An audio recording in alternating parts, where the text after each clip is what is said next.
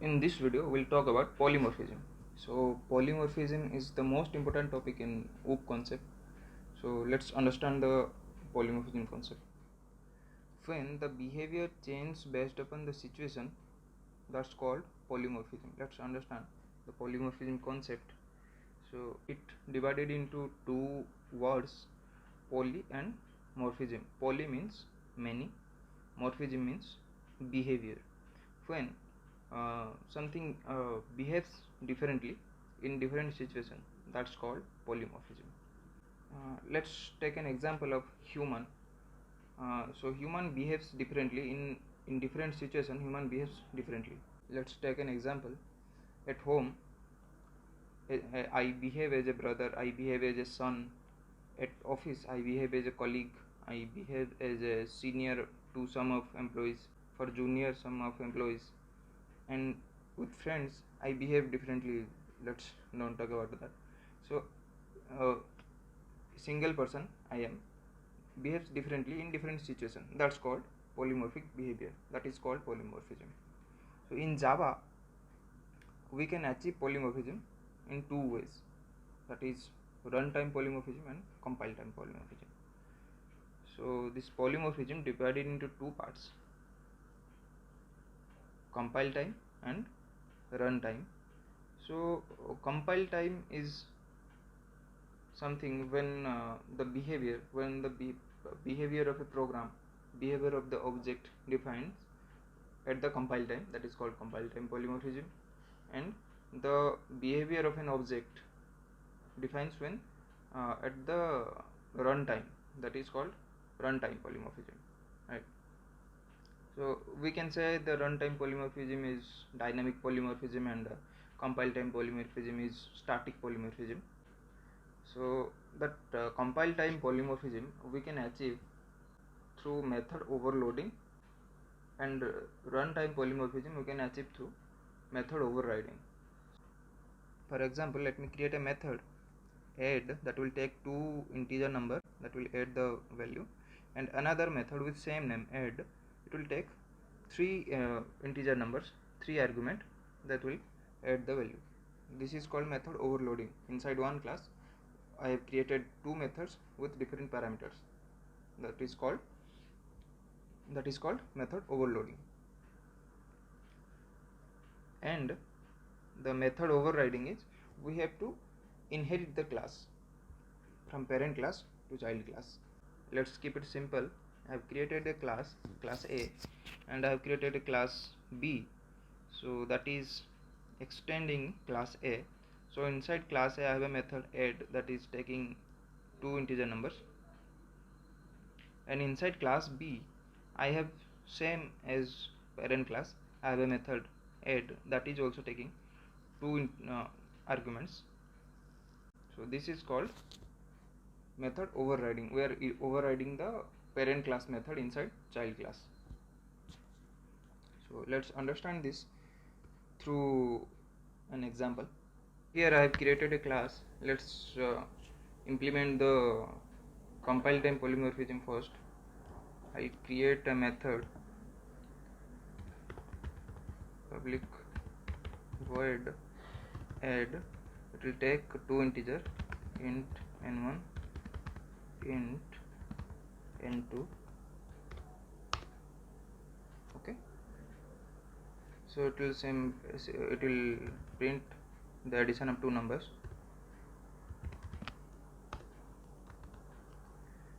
n1 plus n2. I'll copy this code, paste here. The same method will take three argument n3 and will return three integer values addition. Okay, inside main method I will create the object of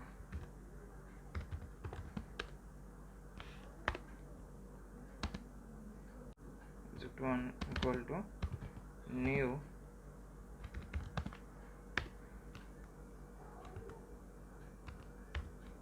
okay. So object1 dot add, let's take first number is 4 second number is 5. If I run the code, it will give 9. 4 plus 5, it will call this method 4 plus 5, it is 9. And on this method, if I add one more number, 6, okay, and if I run the code, now it is gonna print 15, right?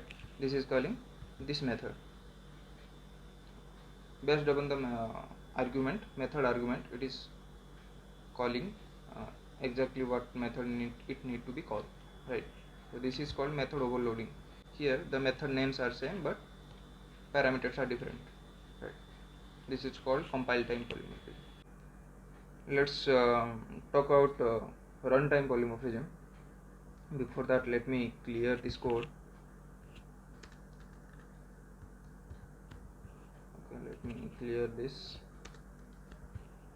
To achieve runtime polymorphism, we have to inherit the class.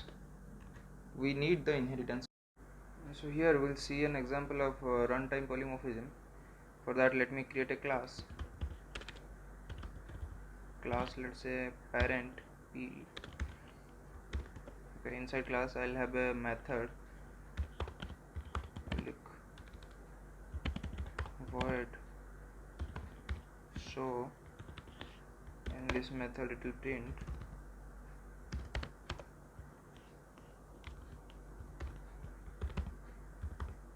inside p. Okay. Now I'll have one more class that is child c1. Okay, inside c1 will extend parent class p. Okay, now before implementing c1, let me run the code first.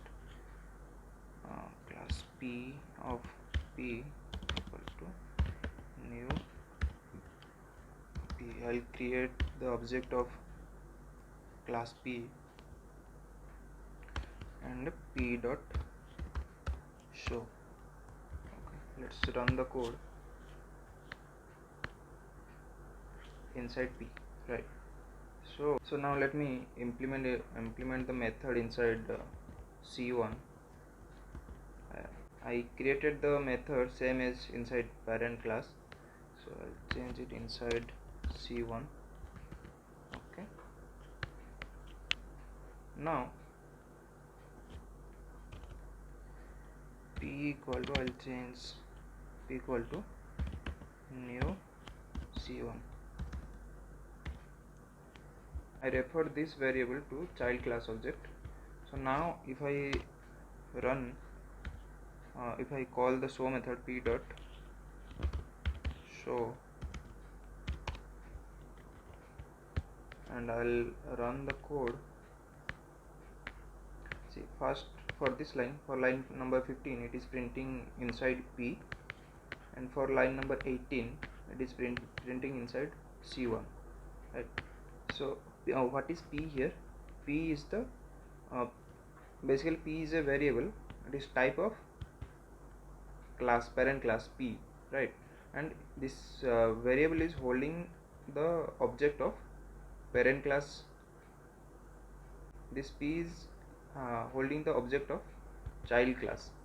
Same variable p, based upon the situation, line number 15 it is printing inside p, and line number 18 it is printing inside c. Based upon the situation, it is changing its behavior. So this is also called upcasting.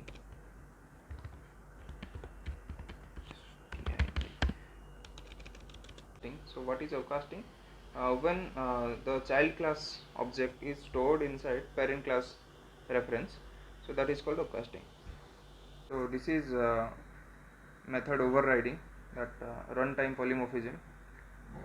I hope you got some basic idea on polymorphism. So if you like the video, please do like, share and subscribe. Thank you.